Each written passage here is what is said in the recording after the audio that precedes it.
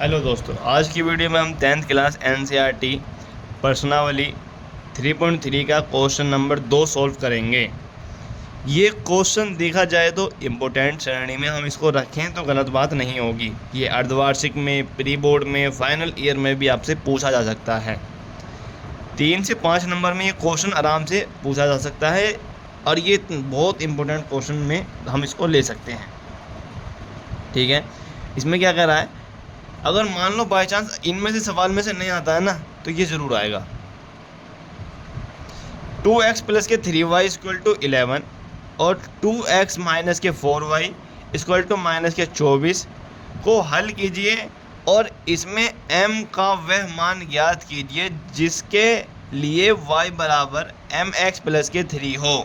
इसमें दो क्वेश्चन हैं, दो, इसलिए ये क्वेश्चन इंपॉर्टेंट हो गया। पहले हम 2x प्लस के 3y इक्वल टू 11 और 2x माइनस के 4y इक्वल टू माइनस के 24 को हल करेंगे।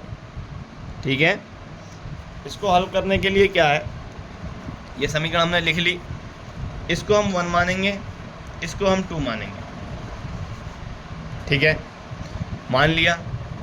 इसके बाद हम क्या करेंगे, समीकरण कोई सी भी आप ले लो, समीकरण 1 ले लो, 2 ले लो, जिससे आपका जी करे, जौन सा आपका मन करे उधर से आप कर सकते हो। मैं 2 वाले से कर देता हूँ, आप 1 वाले से कर लेना।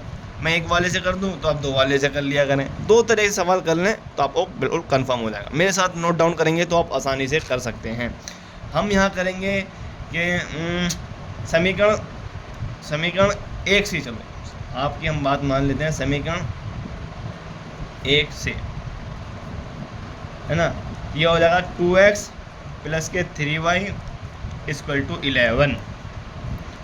2x 11 माइनस के 3y प्लस का है तो माइनस का, और यहाँ माइनस क्या है तो उस साइड हो जाएगा प्लस का। दोनों बताते हुए चल रहा हूँ मैं आपको दोस्तों, देख लो। अब सिर्फ हमें x का मान निकालना है यहाँ से, तो x बराबर हो जाएगा 11 माइनस के 3y अपॉन के 2। इसको हम मान लेंगे समीकरण 3। ठीक है, अब समीकरण 3 का मान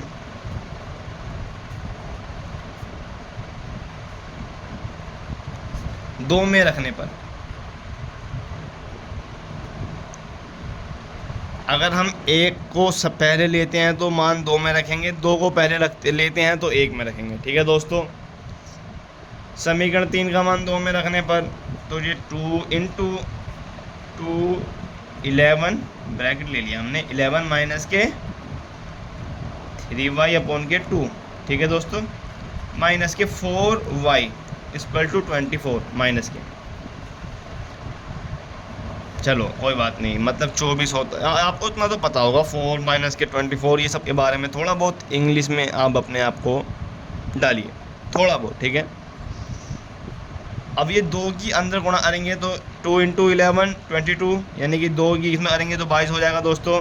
माइनस के 3 दूनी 6 y अपॉन के 2 माइनस के 4 y इक्वल टू माइनस के 24। कोई दिक्कत बिल्कुल भी नहीं होगी आपको। अब देखिए, इसके बटे में होता है 1। अब हम इन दोनों का लेंगे एलसीएम।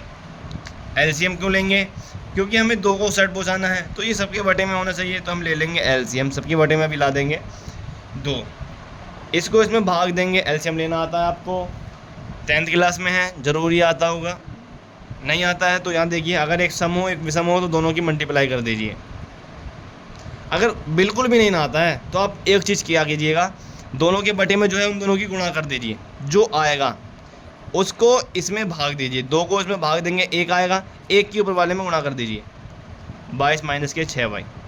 इसको इसमें भाग दीजिए, 2 आएगा, 2 के ऊपर वाले में जो यहाँ निशान रहेगा वो निशान यहाँ लिखना है, ऊपर दिए 8y इक्वल टू माइनस के 24।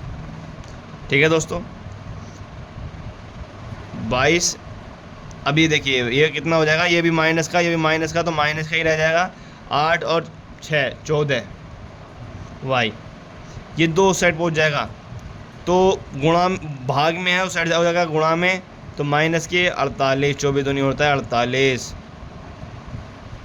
इसको हम नेक्स्ट पेज पे ही ले लेते हैं ना, खामों का एक जगह खिचड़ी पकानी बेकार रहती है। ये आ जाएगा 22 माइनस के 14 y इक्वल टू माइनस के 48।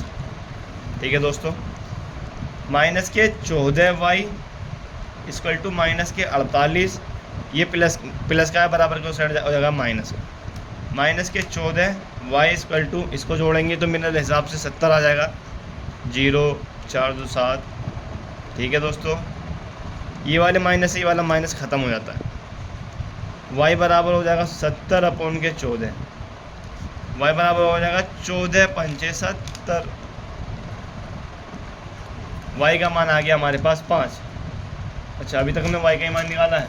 चलो, वाई का मान आ गया, हमने ऐसे करा, देखिए यहाँ से शुरू करा, ऐसे लाते रहे और यहाँ तक आ गए, वाई बराबर 5 आ गया। वाई का मान समीकरण 3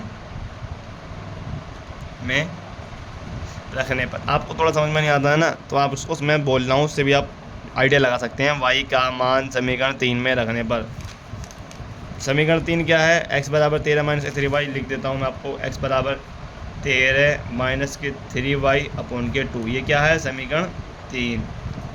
इसमें जो है y का मान रखेंगे तो x बराबर 13 माइनस के 3 इंटू वाई का मान है 5 अपॉन के 2, तो x बराबर 13 माइनस के 5 या 15 अपॉन के 2, x बराबर आ जाएगा माइनस के 2 अपॉन के 2, इससे ये कट जाएगा तो x बराबर आ जाएगा माइनस का 1 और y बराबर है हमारे पास 5।